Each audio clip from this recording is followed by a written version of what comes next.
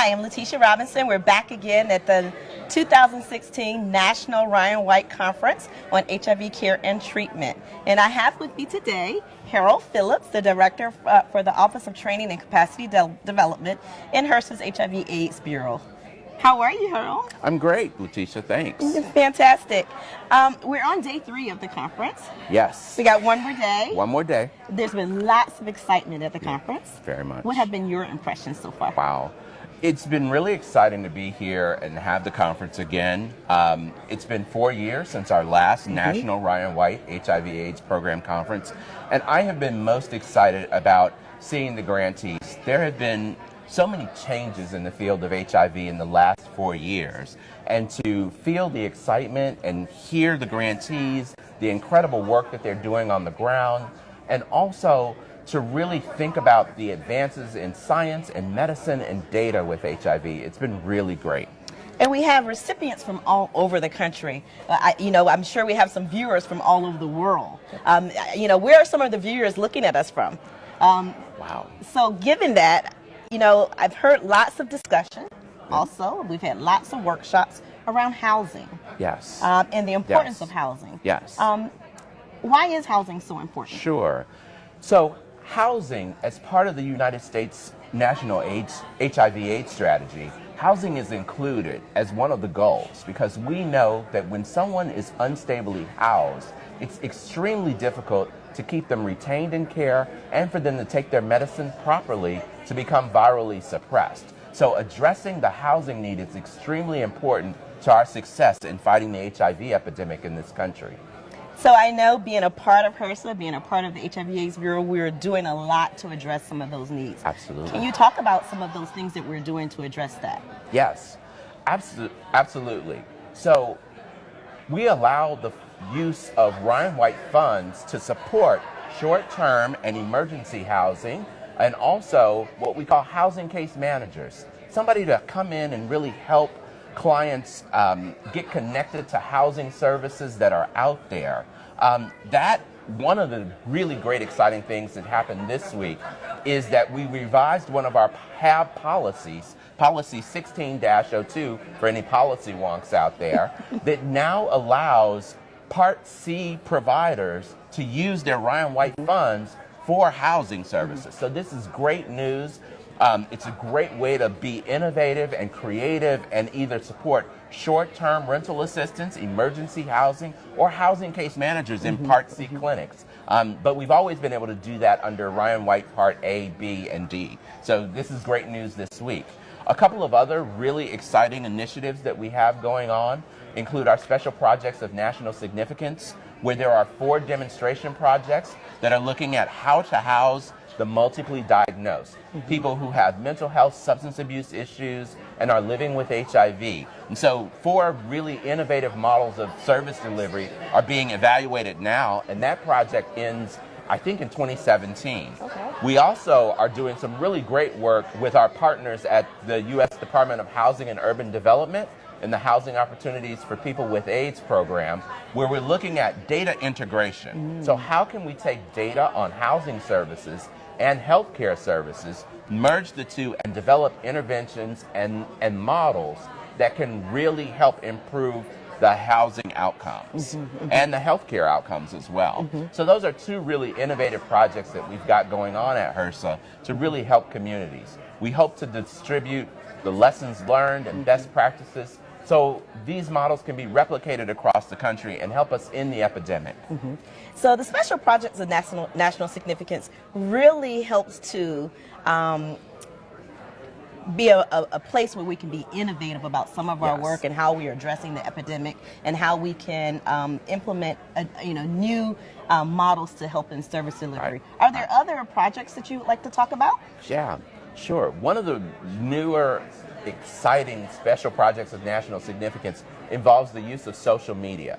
So we funded, I think, 9 different grantees who are doing things from text messaging to developing healthcare apps specifically designed to help young adults remain in care and achieve viral suppression. So that's really exciting for us.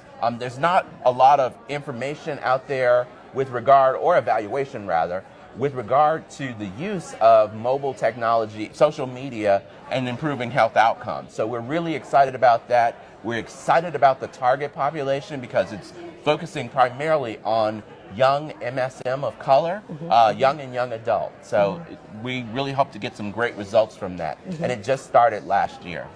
And speaking of social media, you know, we're using Facebook Live right now. We have lots of viewers out there. I know, where do we have some of our viewers looking at? Looking from? Wow. You said all over the world. All over the world. Boston, Spokane. Oh, Spokane. Oh, Spokane. I was like, Okay. what is that? I was like, where is that? Spokane. Okay. Wow, great. But I knew where Boston Great. was. You know, those are really great locations Yes. too, because in the early days of the HIV epidemic, they were in the forefront of doing work around housing for people with HIV, both in Boston and out in Washington State. So they were some of the forefront and some of the leaders when it came to really pushing the issue about understanding the intersection between HIV and housing and homelessness.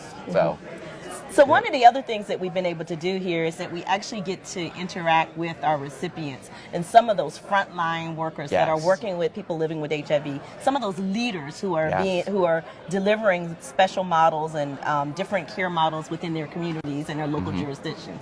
What has been most encouraging about that in interacting with individuals here in the conference? I think one of the things that's I'm really happy about the fact that there are a lot of grantees who are here from the southern United States.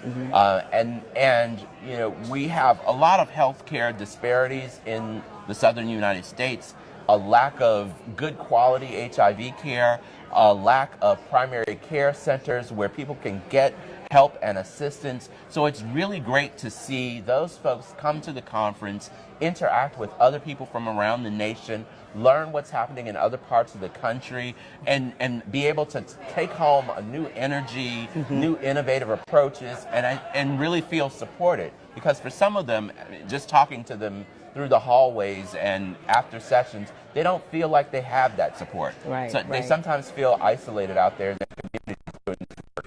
So I think the conference gives them a really great opportunity to feel supported and to get connected to what's happening in other places around the country. We have tomorrow is our last day and our closing plenary. Do you have any sessions that you're looking forward to? I am looking forward tomorrow to hearing our closing plenary from our Deputy Surgeon General, Rear Admiral Sylvia Trent Adams, who also worked in the HIV/AIDS Bureau and had been a longtime advocate and supporter. I'm excited to hear what she's going to say, how she's going to leave us off. Sylvia, in working with her, in the Bureau, she was always an advocate for young women and girls and gay men. And so I'm really looking forward to hearing what she has to say as she sends us off to continue to do the work. Okay. Are there any questions? We actually have viewers also from New York, Miami, Washington, D.C. All right. Outstanding, outstanding. Any questions from any of our viewers? Yeah. So while we wait for questions to come in, what are some of the things you hope to, listening to? You're going to listen. We're going to hear from Rear Admiral Trent Adams. She's going to give us some things to take away with us. Are there any things that you've heard thus far in the conference that will be important to you to take away as you go back to the office and work on not only your domestic programs, and your role, you're the director for our domestic training programs, our AIDS education and training centers, our special projects of national significance, but you also oversee our global programs. Are there any things that you plan to take away in facilitating some of the work in those programs? Absolutely. So for the first time at the National Ryan White Conference, we've also invited some of our global grantees to be here. And it's really important because we've gotten to this point in the global epidemic where we're looking at trying to reach very similar populations.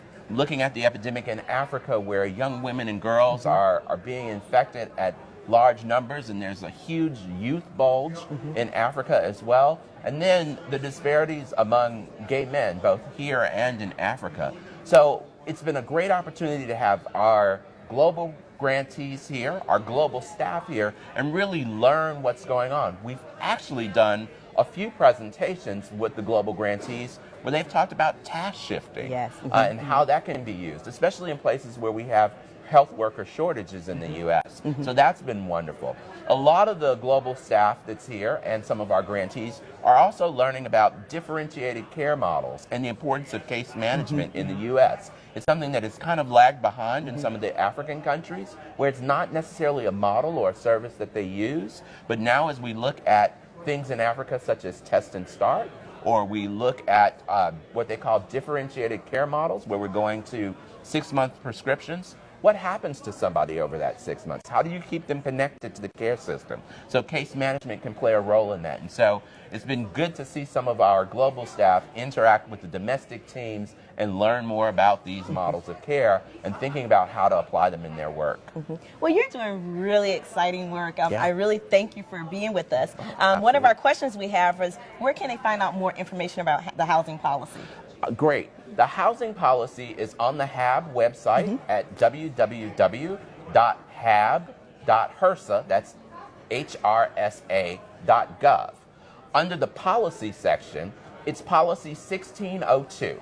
And it's not a new policy. It's just a revision to the policy that always existed. So it's HAB policy number 1602 on the HAB website. Okay. Any other questions?